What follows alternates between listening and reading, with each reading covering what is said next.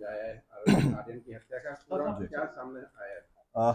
24 अगस्त की रात को एक इंसिडेंट हुआ था जिसके अंदर एक आर्यन नाम के युवक की जो है गोली लगने से मृत्यु हुई थी। उसी संदर्भ में एफआईआर नंबर 227 जो है वो एनआईटी फरीदाबाद के अंदर 103 बीएनएस के सेक्शंस और अदर रेलिवेंट सेक्शंस के तहत दर्ज जो है वो की गई थी। उसी संदर्भ में क्राइम ब्रांच की जो टीम है उसको कमिश्नर साहब के द्वारा आदेश मिले थे इस मैटर को इन्वेस्टिगेट करने के लिए, और मल्टीपल टीम्स जो है इस मैटर को ट्रेस करने के लिए काम कर रही थी। क्राइम ब्रांच 30 की टीम को इसी मामले के अंदर कामयाबी मिली, और घटना के 6 दिन के बाद घटना के 5 दिन के बाद क्राइम ब्रांच 30 की टीम ने 5 आरोपियों को गिरफ्तार किया, जिनका एक का नाम अनिल है, दूसरे का नाम कृष्ण है, एक का नाम वरुण है, तथा जो 2 अन्य आरोपी हैं उनका नाम आदेश और सौरभ है। सभी पांचों आरोपियों को गिरफ्तार करके माननीय न्यायालय में पेश किया गया, तथा वहां से 2 आरोपियों का जो पुलिस रिमांड सीख किया गया था। रिमांड के दौरान जो वारदात के अंदर जो स्विफ्ट गाड़ी यूज़ हुई थी वो गाड़ी को बरामद कर लिया गया है, तथा जो वेपन जिससे फायर हुआ था उस वेपन को भी जो है वो बरामद कर लिया गया है।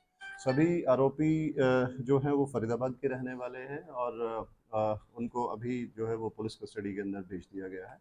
मैटर की जो इन्वेस्टिगेशन जो प्रारंभिक जो इन्वेस्टिगेशन है उसमें सामने आया है कि जो आरोपी है और जो मृतक है वो एक दूसरे को जानते नहीं थे। उनका अभी तक का कोई सच पीछे कोई कॉन्स्पिरेसी या फिर किसी तरीके की रंजिश कोई सामने नहीं आई है। जो आरोपियों ने जो पूछताछ के अंदर बताया है उन तथ्यों की अभी जांच की जा रही है। मैटर जो है वो अभी अंडर इन्वेस्टिगेशन है। अभी इनिशियली मैं आपको ये बता सकता हूँ कि सभी आरोपी जो है उनको जो इस वारदात के अंदर इन्वॉल्व थे सभी को गिरफ्तार कर लिया गया है और अभी उन्हें जुडिशियल कस्टडी में भेज दिया गया है।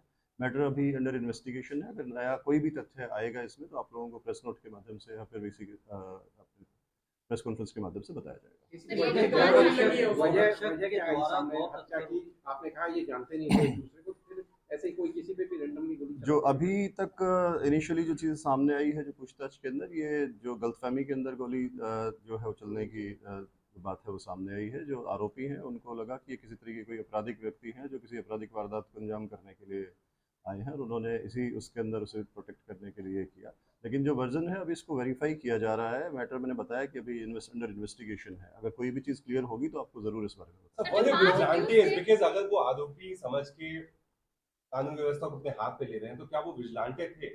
देखिए, जो भी आदमी किसी भी मकसद से जिसकी उसके पास अथॉरिटी नहीं है, अगर वो लॉ को हाथ में लेगा या फिर अगर अपने राइट्स से बाहर जाएगा तो उसके खिलाफ यही कारण है कि उनके खिलाफ कार्रवाई करी जा रही है। जो आप लोगों के द्वारा जो अभी बताया गया कि वो किसी तरीके से इस तरीके से विजिलेंटे थे या नहीं थे, उस बारे में अभी उनका जो प्रीवियस बैकग्राउंड है उसको वेरीफाई किया जा रहा है, और अगर उनका किसी भी तरीके का ऐसा रिकॉर्ड सामने आएगा तो आप लोगों के साथ। गौरक्षक दल से जुड़े हुए हैं जो 5 आरोपी मेन आरोपी है अनिल नाम का, पहले से गौरक्षक से जुड़ा हुआ है। ये पांचों आदमी किसी एक संगठन से जुड़े हुए थे या इस संबंध में अभी तक कोई एविडेंस जो है हमारे पास नहीं है, लेकिन आप लोगों ने जो मैटर बताया है ये सुनने में आया और इस बारे में जो है जांच की जा रही है। अगर ये किसी भी एक संगठन से जुड़े हुए के बारे में या फिर किसी भी चीज़ का इस तरीके का कोई मैटर सामने आएगा तो वो ज़रूर आपसे साझा किया जाएगा। मैंने अब बताया कि अभी जो मैटर है वो अंडर इन्वेस्टिगेशन है, और ये जो थ्योरी है इसको भी पुलिस है वेरीफाई कर रही है। क्योंकि इस तरह से जो काऊ विजिलेंटे हैं वो पहले भी इस तरह की वारदातों को अंजाम दे चुके हैं, जिसमें कभी कोई गाय ले जा रहा है उसको भी हत्या की गई है।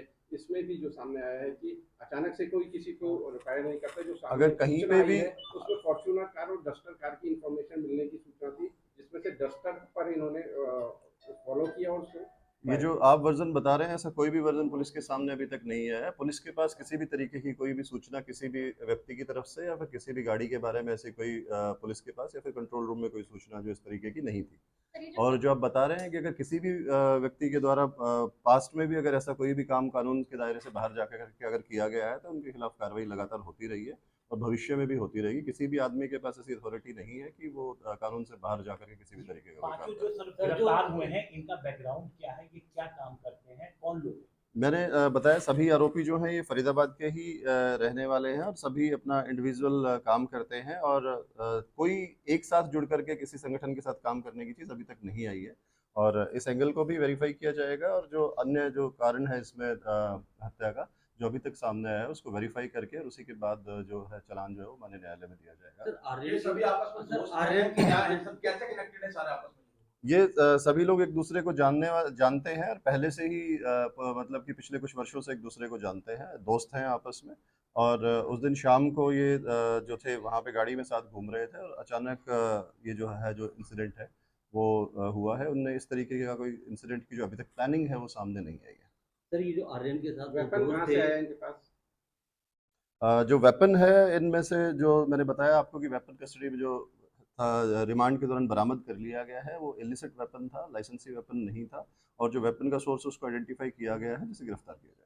सर जो आर्यन के दोस्त थे जो साथ में थे, शैंकी और वो दूसरा, हर्षित। ये लोग क्यों भागे थे कि 20 किलोमीटर से ज्यादा गाड़ी के तेजी अंदर से जो भगाई आर्यन थी, के तो साथी ऐसा क्या शंकी था? था उसके ऊपर जान से मारने का जो एक केस है, हत्या के प्रयास की कोशिश का मुकदमा उनके ऊपर ऑलरेडी था 307 का, जिसके अंदर वो वांटेड था। और उसे लगा कि शायद ये जो दूसरा पक्ष है जिनके साथ उनका ये मुकदमा चल रहा है या वो पक्ष हो सकता है इनके साथ, और बदला लेने की नीयत से वो लोग आए हों, इसीलिए वो जो है उन्होंने अपनी गाड़ी को भगाया था। इस वेपन से कितने फायर किए गए हैं? जो अभी तक सामने आया है उस वेपन से टोटल 4 फायर जो हैं वो बताए गए हैं। और जो इंजरीज हैं वो डिसीज्ड को थी।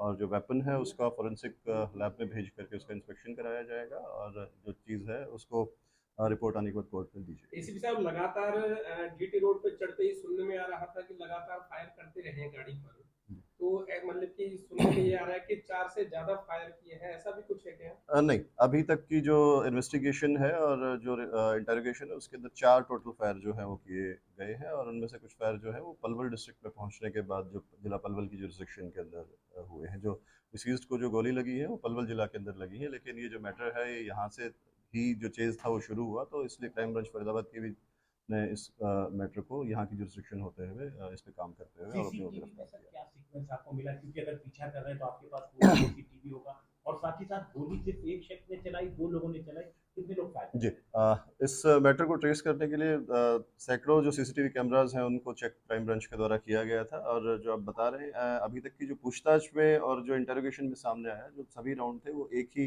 आरोपी जो अनिल जिसका नाम है उसी के द्वारा सभी राउंड्स जो है वो फायर किए गए थे।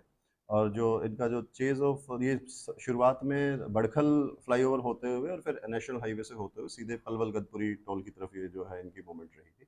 और जो फुटेजेस हैं उनको भी पुलिस कलेक्ट कर रही है और उन सभी को कोर्ट में चालान के साथ दिया जाएगा। क्या सर वारदात के दिन 5 ही आरोपी थे या और भी इनके साथ थे कोई कुछ नहीं, गाड़ी के अंदर 5 ही आरोपी थे, सभी आरोपियों को गिरफ्तार कर लिया गया है, इसमें अन्य किसी आरोपी की संलिप्तता नहीं आई। एसीपी साहब, आपकी इतना एक्सपीरियंस हो गया थे टाइम से सर्विस करते हुए, क्या आपने कोई ऐसा मैटर देखा कि कुछ लोग खड़े हैं और अचानक से कोई गाड़ी निकलती है और उस पर फायरिंग करने लग जाते हैं बिना किसी इंटेंशन के, बिना किसी जानकारी के, एक दूसरे को जानते हुए? नहीं, मैं आपको कहना चाहूँगा किसी भी मैटर को जनरलाइज नहीं किया जा सकता है। हर क्राइम अपने आप में अलग होता है और इसीलिए ही हर क्राइम को इन्वेस्टिगेट करते वक्त जो है वो उसको अलग हर पहलू को कंसिडर किया जाता है। मैंने आपको बताया इस केस में भी जो थ्योरी आप लोग बता रहे हैं वो भी, और जो आरोपियों के द्वारा बताई गई है सभी, और जो भी पुलिस को पता लग रहा है सभी पहलुओं पे काम किया जा रहा है। जो भी इसमें जो फाइनल रिजल्ट होगा उसको आप लोगों को प्रेस नोट के माध्यम से अमन जी, बता जैसे दिया कि सूचना मिली है कि जो बताया जा रहा है जो मृतक है, मकान मालकिन जो लेडी खुद उस गाड़ी में मौजूद थी, उसमें से उसके बेटे को जेल भेजा गया है, ऐसा है क्या? मैंने आपको बताया कि जो उसमें